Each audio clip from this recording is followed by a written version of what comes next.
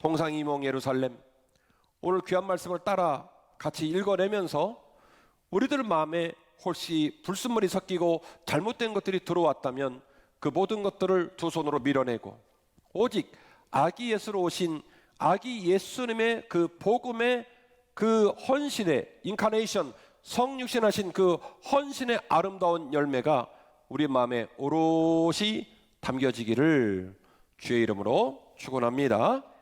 기억하십시오. 동상이몽이 메시아 영접의 한계였다는 사실입니다. 동상이몽이 메시아 영접의 한계였다는 사실입니다. 모든 이스라엘 사람들은 메시아를 기다리고 있었습니다. 그러니 메시아에게 집중한다는 말은 뭐 여러 가지 의미가 있겠습니다만은 메시아가 어디서 오셨느냐, 메시아가 어떻게 자랐느냐, 뭐 여러 가지 얘기를 할 수 있겠습니다만은 메시아가 오셨다라는 것에 대한 가장 중요한 방점은 뭐겠습니까? 예루살렘 입성이에요. 반드시 메시아가 언젠가 그 뜻을 이루는 완성의 날 예루살렘을 입성하고 성전에 우뚝 서서 성전의 주인이 되어 이스라엘 백성들 앞에 본인이 메시아라는 걸 입증해야 되는 것이 마지막 방점일진데, 그 예수님께서 3년의 공생애를 마치시고 이제 드디어 예루살렘으로 입성을 하십니다. 제자들이 얼마나 긴장을 했을까요? 제자들이 얼마나 기대를 했을까요? 이야, 3년 동안 저 양반 섬기고 따라다녔더니 드디어 그날이 왔구나. 로마를 몰아내던 성전을 뒤집어 엎던 어떤 방식으로든지 이 나라 임종을 다시 세우겠구나 라고 하는 기대를 가지고 드디어 그분과 함께 예루살렘을 들어가기를 시작하고 있습니다. 그런데요, 오늘 우리 부목사님이 읽어주신 본문의 말씀을 보니 뭔가 많이 불편해 보이고 뭔가 많이 호흡이 안 맞아 보입니다. 메시아의 신분으로 예루살렘을 입성하시는 분의 마음과 가는 길이 다르고 그분을 지켜보는 제자들과 백성들의 입장이 많이 달라 보입니다. 부드럽게 굴러가지 않고 찌그덕 잡소리가 나고 불편한 마음들이 여기저기 많이 보여지게 됩니다. 21장 1절 말씀인데요, 그들이 예루살렘에서 가까이 가서 감람산 벳바게에 이르렀을 때에 예수께서 두 제자를 보내시면서 말씀하십니다. 너희는 맞은편 마을로 가라. 거기 가면 나귀와 나귀 새끼가 함께 있는 것을 볼 텐데 그 주인에게 우리 선생님이 쓰겠다 얘기하고 데려와라. 그러면 그 주인이 줄 거야. 이렇게 얘기를 하셔서 예수님께서 나귀를 데려다가 나귀 새끼를 타고 그리고 예루살렘을 들어가겠다는 거예요. 제자들이요, 선생님의 마음에 안 드는 거예요. 마차를 타고 들어가도 부족함이 있을진데 뭔가 좀 퍼포먼스를 만들고 메시아의 입성에 걸맞는 그런 어떤 환경들을 만들어서 들어가도 될까 말까 한데 나귀 새끼를 타고 들어간다니까 얼마나 황당하겠습니까? 그런데 주님은 뜻밖의 얘기를 하시죠. 4절입니다. 이는 선지자를 통하여 하신 말씀을 이루려 하심이라. 일러스되 시온의 딸에게 이르기를 내 왕이 내게 임하나니 그는 겸손하여 나귀 곧 멍에 매는 짐승의 새끼를 탓도다 하라 하였느니라. 주님 말씀은 이렇게 말씀하시는 거예요. 내 마음도 나귀를 타고 예루살렘 들어가기를 원할 뿐더러 더군다나 너희들이 그렇게 사랑하는, 너희들이 믿고 있는 하나님의 말씀 구약 성경에 이르기를 메시아가 오면 그 메시아는 나귀의 새끼를 타고 입성한다고 너희들이 읽고 기억하고 있지 않느냐. 그리하여 내 하나님의 말씀의 예언을 따라 내가 그 예언을 이루기 위하여 나귀 새끼를 타고 예루살렘에 들어가겠다는 얘기예요. 장차 당신의 백성들을 구원하기 위하여 보내실 메시아는 너희들이 알고 있는 그 메시아, 로마를 몰아내고 정부를 세우고 부국강병을 위한 그런 메시아가 아니라 너희들에게 겸손을 가르치고 너희들의 생명을 책임지는 작고 어린 양 같은 모습으로 죽음을 향하여 초연히 걸어가시는 아기 예수님의 오시는 그 목적을 완성시키는 마지막 죽음을 향한 구원의 길이었다라는 사실을 말씀이 예언하고 있고, 예수님께서는 그 말씀을 그대로 청종하셔서 수많은 사람들의 기대와는 상관없이 나귀 새끼를 타고 예루살렘을 들어가시겠다는 거예요. 수많은 사람들은 오매불망 메시아의 입성을 기다리고 있었습니다. 그들의 관심사는 이스라엘의 정치적인 독립, 경제적인 풍요로움, 사회와 문화의 약진일지 모르겠지만 주님의 마음은 전혀 다른 곳에 가 있었어요. 소리 없는 자의 모습으로, 작은 자의 모습으로, 쓸쓸한 자의 모습으로 두벅두벅 그 길을 걸어가시겠다는 거예요. 아쉽게도 제자들은 예수님 마음을 감지하지 못했습니다. 예수님을 따르는 백성들도 예수님 마음을 감지하지 못했습니다. 오늘 본문의 말씀 6절 말씀인데요, 제자들이 가서 예수께서 명하신 대로 하여 나귀와 나귀 새끼를 끌고 와서 자기들의 겉옷을 그 위에 얹음에 예수께서 그 위에 타니 무리의 대다수는 그들의 겉옷을 길에 펴고 다른 이들은 나뭇가지를 베어 길에 펴고 앞에서 가고 뒤에서 따르는 무리가 소리 높여 이르되 호산나. 자, 여기까지 과정을 좀 설명할게요. 여러분, 빅스타가 중요한 행사에서 딱 차에서 내리면 뭐가 깔려 있죠? 레드카펫이 쫙 깔려 있죠. 그날을 빛내는 주인공이 오면 그 주인공을 예우하여 카펫을 깔고 거기를 지나가며 주목을 받는 거예요.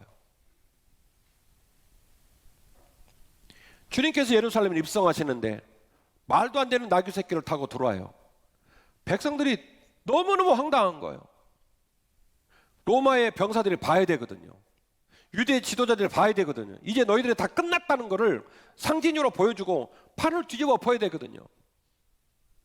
왜 초라하게 나귀를 타고 들어오는 거예요? 너무너무 마음이 막 급박하고 불편한 사람들이 막 급한 대로 겉옷을 벗어가지고 막 길에다가 깔아가지고 소위 우리로 말하면 레드카펫을 만들어서 그 메시아의 입성이 정말로 상서로운 입성이고 모든 사람이 주목할 입성이라는 걸 스스로 보이기 시작합니다. 길바닥에다가 겉옷을 깔고 종려나무 가지를 잘라서 흔들고 호산나 다윗의 자손이여, 앞에서 가고 뒤에서 따르고 위엄과 영광을 드러내며 예루살렘 입성을 시도하고 있는 거예요. 그래서 이렇게 써놨습니다. 9절 말씀에 호산나 다윗의 자손이여 찬송하리로다, 주의 이름으로 오시는 이여 가장 높은 곳에서 호산나 하더라. 자, 제가 예수님 이야기를 사복음서가 기록하고 있다고 그랬죠. 마태, 마가, 누가, 요한복음, 이 네 가지 성경 중에 제일 먼저 기록된 성경이 마가복음입니다. 그래서 사복음서 이야기의 원전을 말해라, 사복음서 이야기의 최초의 성경을 말하라면 뭘 먼저 말을 해야 되면 마가복음을 얘기를 해야 돼요. 그리고 마태복음은 마가복음보다는 훨씬 뒤쪽에 기록이 되어져 있습니다. 마태복음 기자는 마가복음의 기록물에 비해서 예수님이 오심을 정치적인 메시아로 혹은 종교적인 메시아로 혹은 이 땅의 삶을 뒤집어풀 메시아로 인지를 하고 소리를 지르고 난리를 쳤던 과거의 사건을 기억하며 우리가 좀 헛다리 짚고 뭔가 좀 중요한 메시지를 놓치지 않았는가 하는 아쉬움이 좀 있었던 것 같아요. 그래서 방금 읽어드린 마태복음 21장 9절 말씀은 원래 쓰여진 마가복음의 내용과는 좀 달라요. 본문을 소개하겠습니다. 마가복음 11장 10절 말씀인데요, 찬송하리로다, 오는 우리 조상 다윗의 나라여 가장 높은 곳에서 호산나 하더라. 최초의 주님의 예루살렘 입성을 기록한 본문입니다. 여기서 오는이란 말은 이 축약이 된 건데요, 다가오는이라는 말이에요. 찬송하리로다, 다가오는 우리 조상 다윗의 나라여, 이렇게 표현을 했어요. 그러니까 마가복음 기자도 그리고 그 자리에 있던 수많은 사람들은 우리가 생각했던 다윗의 나라가 드디어 온다, 그렇게 오매불만 기다렸던 나라가 이제 임하게 된다, 다가오는 우리 조상 다윗의 나라여, 우리가 기다린 나라가 무엇인지를 정확하게 기록을 해놨는데 마태복음 기자는 의도적으로 이야기를 축소를 시키는 거예요. 아마도 마태복음을 기록한 마태복음 기자만 해도 마가복음이 기록되어지고 예수님이 오시는 사건을 경험했던 모든 사람들 마음 가운데 우리가 좀 본질을 놓치고 예수님이 우리에게 하시고자 하는 말에 우리가 반응을 하지 못하고 엄한 다리를 긁고 그리고 진짜 예수님의 입성의 의미를 깨닫지 못했지 않았을까라는 그런 후회와 아쉬움을 마태복음에서 담아내고 있다라는 생각이 드는 것입니다. 이런 맥락 속에서 우리들도 이렇게 좀 다소 초라하고 숨죽이며 소리도 없이 맞이해야 될 성탄절, 차라리 저는 잘 됐다는 생각이 들어요. 세상과 상관없이, 세상에 있는 사람들의 갈짓소리와 상관없이 우리가 진짜 예수님을 사랑한다면, 우리가 진짜 성탄을 마음에 그리고 있다면, 우리가 진짜 예수님의 아들과 딸들이라면 우리답게 우리의 진심을 담아서 세상과 상관없이 여전히 아기 예수님을 기뻐하고 그리워하고 그리고 영광 돌릴 수 있어야 되지 않을까 하는 생각이 들어 차라리 잘 됐다는 생각이 저는 좀 들어요. 마가복음과 마태복음의 이야기가 온도 차이가 나듯이 오늘 말씀을 듣는 우리도 이 말씀을 묵상하고 이 말씀에 드리워진 백성들과 제자들의 오해와 인간적인 모습과 세상적인 모습이 덕지덕지 우리 안에 있음을 깨닫고 그 불순물들을 하나님 말씀의 은혜로 이 은혜의 샤워로 싹 씻어내고 그리고 정말로 우리 예수님의 언어와 우리 예수님의 마음으로 성탄의 소중한 의미가 회복되기를 주의 이름으로 축원합니다.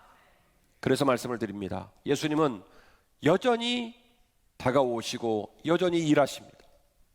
예수님이요 이렇게 예루살렘에 입성하셔가지고 처음 하신 일이 뭐냐면 성전을 청결하신 일이에요. 앞서 말씀드린 마가복음은요 성전 청결을 그 다음날 했다고 그래요. 일단 와서 하루 쉬고 그 다음날 하신 걸로 나옵니다. 그러네 오늘 읽으신 마태복음은요 그냥 입성하시자마자 드립다 어디로 가셨냐면 성전 가신 거예요. 그래서 발칵 뒤집어 놓습니다. 예수님 시절에 성전을 중심으로 권력을 행사하는 집단이 있는데 그 집단이 어디냐면 사두개파입니다. 사두개파 사람들에게는 예루살렘 성전은 밥그릇입니다. 예루살렘 성전은 황금알을 낳는 거입니다. 예루살렘 성전은 권력자의 권력이고 재물을 탐하는 자의 재물이고 미모를 탐하는 자의 외모고 또 뭐 할까요? 비싼 차를 좋아하는 자의 외제차고 아무튼 무엇인가 자기가 집중하는 그 내어놓을 수 없는 절대로 포기할 수 없는 마지막 마지노선 같은 그런 본인들의 아집의 상징이 사두개파 사람들의 성전입니다. 거기를 뒤집어요? 미친 사람이나 할 짓이에요. 여러분 성전을 뒤집어 보면 사두개파 사람들이 가만히 있겠습니까? 이거는 둘 중 하나 죽자는 소리밖에 더 됩니까? 그런 어마어마한 일을 주님이 눈 하나 깜빡하지 않고 들어가서 성전을 다 뒤집어 엎어버린 거예요. 그리고 이어지는 본문 오늘 본문의 말씀 14절에서 16절 구간은 오늘 이 이야기를 최초로 기록한 마가복음에 안 나옵니다.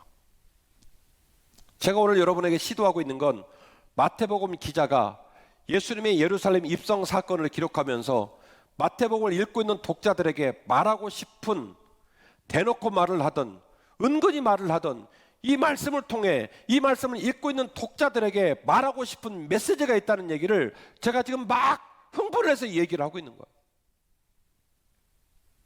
예루살렘에 들어오시고 그런데 위용도 없고 나귀 새끼를 타고 들어오시고 백성들 당황하고 제자들 마음이 불편하고 호흡이 안 맞아요. 찌그덕찌그덕 소음이 좀 나요. 그런 상황이면 좀 가만히 계시지. 한숨 돌리고 분위기를 파악하시지. 들어오자마자 그냥 가서 예루살렘 성전을 뒤집어 엎었어요. 그리고 이어지는 본문 오늘 본문의 말씀 14절에서 16절 구간은 마가복음에는 안 나오는 이야기입니다. 다시 말씀을 드리면 마태 기자는 그날 있었던 사건 중에 지금 이 이야기를 훨씬 더 강조하고 싶은 의지를 가지고 다시 한번 디테일하게 기록을 하고 있는 거예요. 14절입니다. 맹인과 전원자들이 성전에서 예수께 나오매 고쳐주셨다. 현대사회 눈으로 앞을 못 보는 분, 다리를 저는 분은 우리가 사랑하고 섬겨야 될 장애인들입니다. 그러나 고대사회 눈으로는 사람 취급을 못 받는 하자 인생이었어요. 하나님께 벌을 받았다는 혐의를 받고 오히려 섬겨주고 격려해줘야 할 그분들을 하대하고, 그래서 거룩한 자리, 축복서는 자리는 그분들은 함께 오지를 못했어요. 그래서 말하기를 다리 저는 자들과 눈먼 자들은 예루살렘 성에 들어오지 못할지니라 라고까지 하는 속담을 남겨놨어요. 그런데 오늘 본문에 예수님 앞에 지금 말씀드린 딱 그런 상황인 노인분들이 예수님을 만나러 온 거예요. 눈먼 자들이 나오고 다리 저는 자들이 나오고, 주님은요 스스럼이 없이 그들을 끌어안아 주시고 그들을 치료해 주셨다라고 하는 겁니다. 예수님은 그들에게 구원을 베푸는 행위를 거침없이 행하심으로 이제는 눈먼 사람들과 다리 저는 사람들로 구성된, 지금까지는 알 수 없었던, 지금까지 미처 생각지 못했던 거룩하고 아름다운 예배가 다시 시작되는 새로운 틀을 제시를 하셨어요. 기존의 권력을 가졌던 사두개파 사람들, 그들이 만들어놨던 성전의 흐름과 약속과 그 풍습들, 주님 전부 다 뒤집어 엎어버렸어요. 싹 깨부시고 쫓아내고, 그리고 내 집은 만민이 기도하는 집인데 더 이상 강도의 속을 만드는 꼴 보지 못하겠다 선포하시고, 그리고 눈먼 자들과 다리 저런 자들을 축복하고 그들을 치유하시면서 새로운 예배가 시작되고 있다는 사실을, 새로운 성전이 시작되고 있다는 사실을, 새로운 역사의 문이 열리고 있다는 사실을 백성들에게 일깨우고 있는 겁니다. 이어지는 본문입니다. 15절 다시 강조합니다. 14, 15, 16절은 마태복음에 나온다 안 나온다? 안 나온다. 15절입니다. 대제사장들과 서기관들이 예수께서 하신 이상한 일과 또 성전에서 뭐라고 써놨어요? 예수님이 하시는 몹시도 용납하기 어려운 무슨 일이요? 이상한 일. 그 이상한 일과 또 성전에서 소리질러 호산나 다윗의 자손이여 하는 어린이들을 보고 노하여, 불편한 것도 아니고 이견을 가진 것도 아니고 뭐요? 주저함이 없습니다. 뭐요? 노하여 예수께 말합니다. 그들이 하는 말을 듣고 있느냐? 예수께서 그렇다, 듣고 있다. 어린 아기와 젖 먹는 이들의 입에서 나오는 찬미를 온전하게 하셨다 함을 너희가 읽어본 일이 없느냐 하시고 그들을 떠나 성 밖으로 베다니에 나가서 거기서 유하시니라. 똑같이 앞서 말씀드린 본문처럼 예수님은 구약 성경을 인용하고 계십니다. 방금 인용한 본문은 시편 8편 2절 본문인데요, 사두개파 사람들에게 인용하면서 너희들이 내 앞에 짜증스러운 목소리로 어린이들이 성전에 점입이 되어서 호산나 소리를 지르는 모습을 보고도 그걸 가만두고 놔두느냐, 그게 맞냐? 이렇게 얘기를 할 때에 니들이 언제는 말씀 전문가라며, 니들은 언제나 하나님 말씀을 정확하게 읽고 기억한다며, 기억하라. 시편 8편 2절 이하의 본문에서 말하기를 어린아이들이 메시아의 오심의 주인공 된다고 하지 않았느냐, 이걸 이야기하고 있는 거예요. 앞서 말씀드린 대로 고대 사회는 어린아이들도 아직 사람으로 인정을 안 해줬습니다. 그래서 숫자를 헤아릴 때도 여인들과 어린아이들은 숫자를 헤아리지 않았어요. 근데 예수님은요 이 모든 것들을 거꾸로 가는 거예요. 눈먼 자들과 다리 저린 자들을 가장 먼저 끌어안고 그들을 메시아의 입성하심의 주인공 만들었어요. 그리고 주님은 어린아이들을 어떻게 생각하신 분이십니까? 마태복음 11장 25절, 그때 예수께서 대답하여 이르시되 천지의 주제이신 아버지여, 이것을 지혜롭고 슬기 있게 하는 자들에게는 숨기시고 어린 아이들에게는 나타내심을 감사하나이다. 옳소이다. 이렇게 된 것이 아버지의 뜻입니다. 할렐루야. 어린아이들은요 고집이 없어요. 선입관이 없고, 그리고 어린아이들은 자기가 뭔가 내세울 게 없습니다. 말하면 말한 그대로 아멘, 가르쳐주면 가르쳐준 그대로 따르는 게 어린아이들입니다. 주님이 말씀하십니다. 그런 어린아이들의 모습이 훨씬 더 낫다. 주님은요, 원래 예루살렘을 지키고 원래 성전을 지켰던 기득권 세력들, 그들의 권력과 그들의 자리를 뒤집어 엎어버렸어요. 그리고 그 자리에 눈먼 자들, 다리 저는 자들, 그리고 어른들이 맨날 타박하고 사람 취급을 안 해가지고 어디를 가도 대접 못 받던 어린아이들, 그들을 그 자리에 세웠어요. 그들을 사랑하셨어요. 말씀을 결론을 짓겠습니다. 동상이몽을 깨고 주님 마음으로 어린아이처럼 성탄을 기뻐해야 할 줄로 믿습니다. 동상이몽, 거룩한 성전에 같이 앉아서 같이 예배하고 같이 말씀 듣고 같이 기도하는데 생각이 먼 데가 있고 우리 꿈이 먼 데가 있는 거예요. 조금도 주님 마음 헤아리지 못하고 눈곱만큼도 주님 닮지 못하고 목에 힘주고 권력 자랑하고 돈 자랑하고 세상 쫓아가면서, 그래서 말로는 주님을 사랑한대요. 주님은요, 예루살렘을 죽으려고 들어오신 거예요.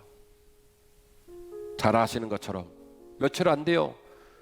주님은 빌라도의 법정으로 끌려가고 옷을 벗기우고 뺨을 맞고 가시면류관을 쓰고 살점이 뚝뚝뚝뚝 떨어지는 채찍을 맞으며 모진 골고다 언덕을 오르셔서 당신이 약속했던 것처럼 온몸에 물을 쏟고 피를 쏟고 죽기까지 순종하셔서 거룩한 어린 양으로 우리에게 생명을 선물로 주셨습니다.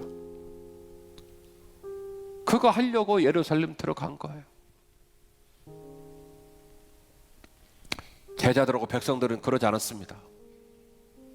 좋은 아파트, 좋은 직장, 많은 물질, 좋은 차, 높아짐, 굴림, 예수님 앞에서 추구하고 말하고 싶은 게 너무나 많았어요.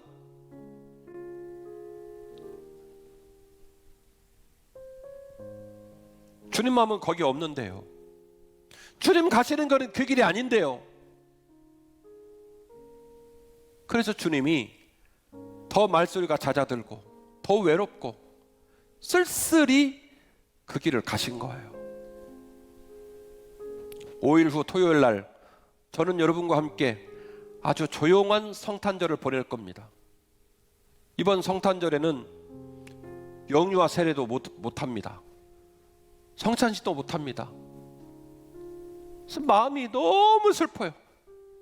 하지만 차라리 잘 됐다라는 생각이 드는 건 그런 세상의 프로그램, 외향적인 모습, 이런 분위기와 환경과 상관없이 우리가 진짜로 오롯이 역사의 복판에서 성육신하셔서 인카네이션, 성육신하셔서 죽을 날을 앞두고 이 땅에 오신 아기 예수님의 그 오심의 의미를 오롯이 묵상할 수 있는 가장 단정하고 가장 깊은 성탄절이 되었으면 좋겠다라는 생각이 듭니다. 5일간 오늘 말씀을 묵상하십시오. 동상이몽 예루살렘. 우리가 믿음으로 산다고 말하지만 예수님 언저리에서 제자요 예수님과 함께 그 길을 걷는다고 말은 하지만 조금도 예수님의 마음을 헤아리지 못하고 조금도 예수님 가신 길을 따르지 못했던 우리들의 모습을 묵상하면서 동상이몽을 깨고 주님 마음으로 어린아이처럼 주님을 기뻐하는 저와 여러분 되었으면 좋겠습니다.